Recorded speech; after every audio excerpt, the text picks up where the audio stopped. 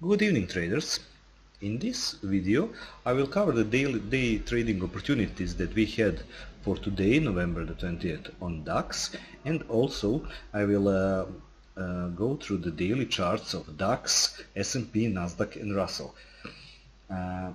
This in front of us is the updated chart that I have posted before the open, and in my prep that was very short for today, I basically said the sentiment is very negative regarding US markets, Asian markets, that we have OPEC meeting today, and the DAX can reach this main support zone easily if we get a continuation move to the downside, and we did get that today.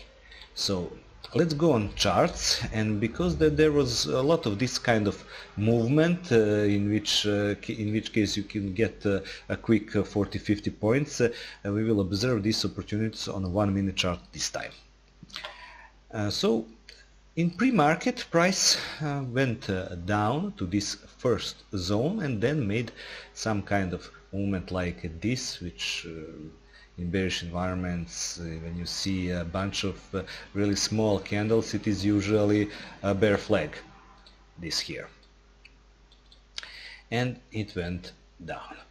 Here was the open, and this pullback toward this pre-market high was our first opportunity to get short this market. Why? Because my market is obviously showing us that it is weak, that it is below yesterday low zone, and that it cannot go above it, cannot go not only above pre-market high, but cannot go inside the yesterday range, because these days, Monday, Friday and Thursday, they were all overlapping each other. This was Thursday, then Friday, then Monday. They were overlapping to the downside. Now we have a move below yesterday's low, below the Monday's low, and the price is unable to go inside the range of yesterday, and that is enough of a reason for sellers, to press the pedal for selling.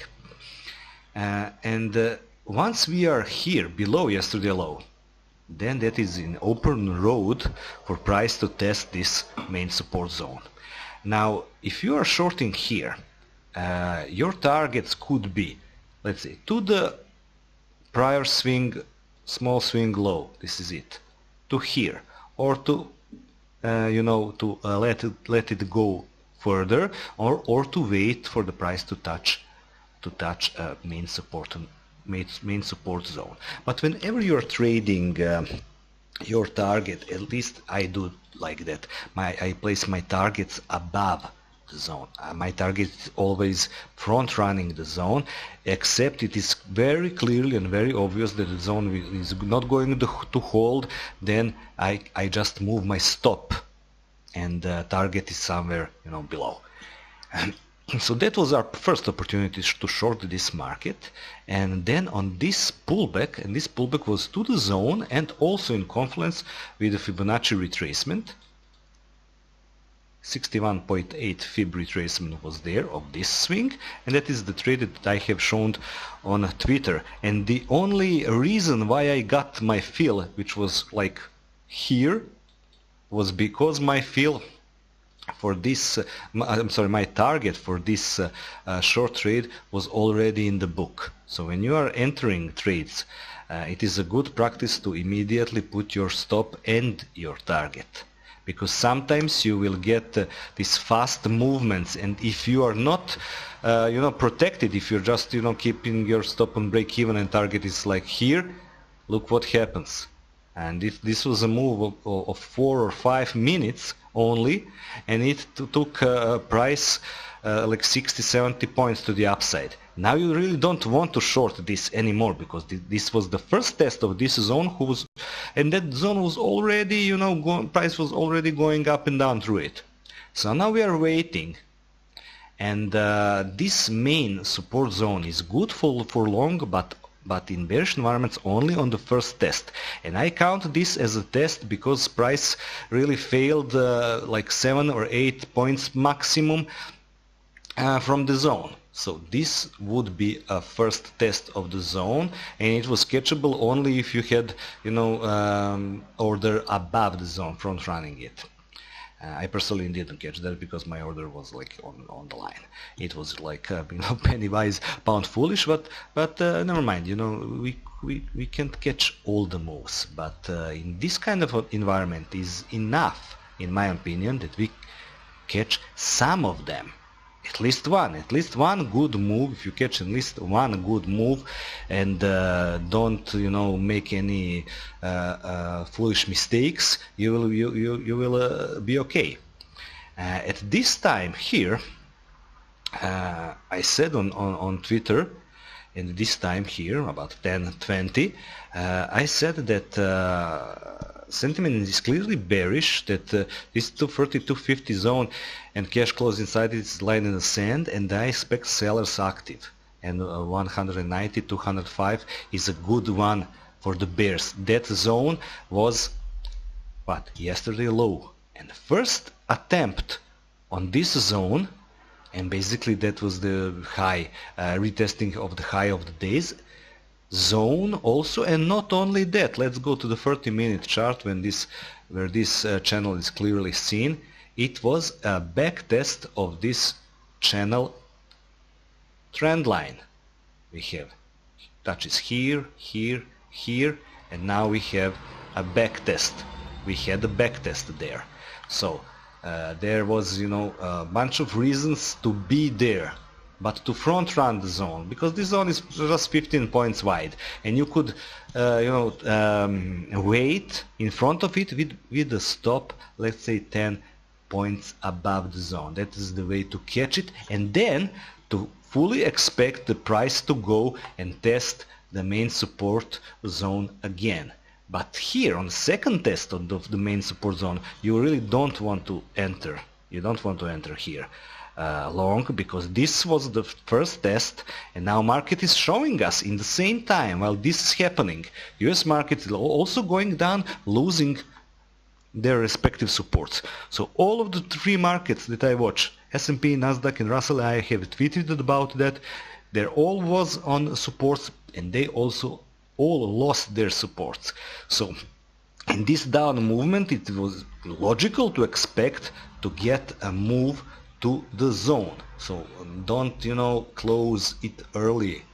No, your stop if you must, but to the downside, protect your trade, but expect this zone to be tested again. And now we really don't know where the price in this time is going to be, because price could test this gap from December the 7th, 2016. It came close.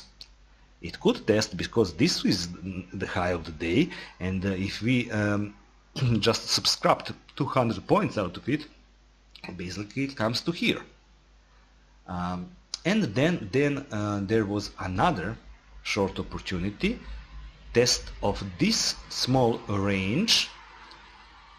Fib retracement really wasn't so much helpful there, because this area here is between 38.2 and a half back. But this was also an opportunity to short, and I have demonstrated this trade on the DAX and on the S&P also on Twitter. So now we had 1, 2, 3, 4 opportunities to short, and this was really the only opportunity for us to go long, but only if we had the order in advance front running this zone. So basically we had at least 4 opportunities to short this market.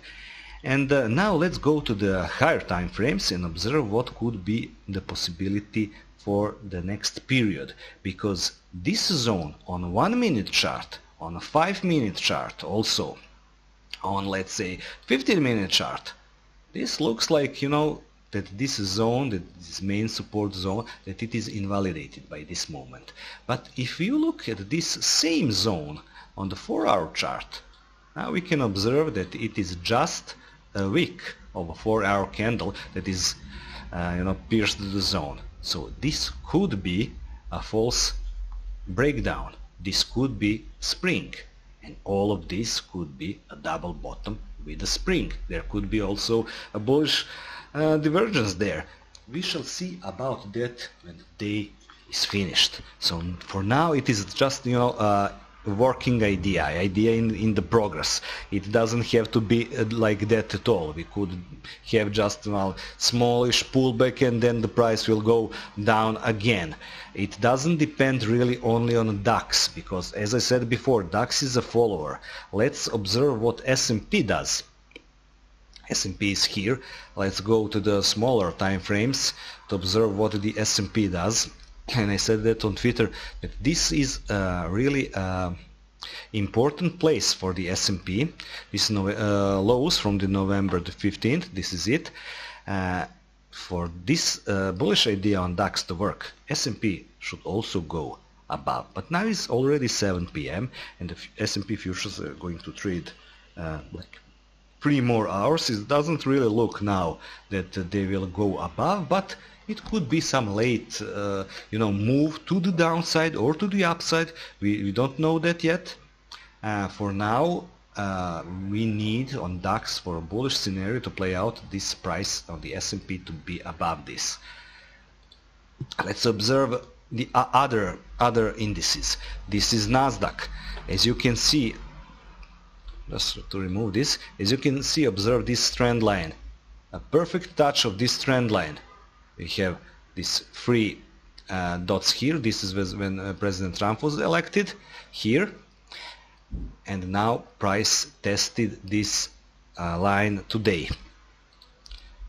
On the S&P it looks like this.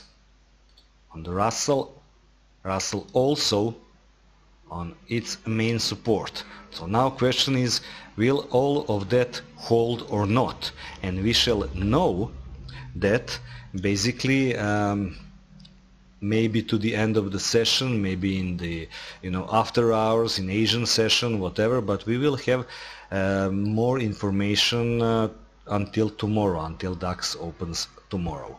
So that is some ideas to, you know, keep in mind. It could work if the US markets show some strength, and we could have some kind of double bottom here and maybe a bigger pullback to the upside. And all of this because sentiment is bearish. Note that all of this lows here around 230, 240 is a resistance, this 300 level is this resistance, this is resistance. If we go upside, it's not going to be, you know, an easy ride to the upside. We shall get opportunities for day traders for both long and short positions or trades, and we shall see about that. Is it going to be a spring or not? So that is all for me for this video, and I wish you, you know, good trading and good night, and let's observe this behavior of the S&P.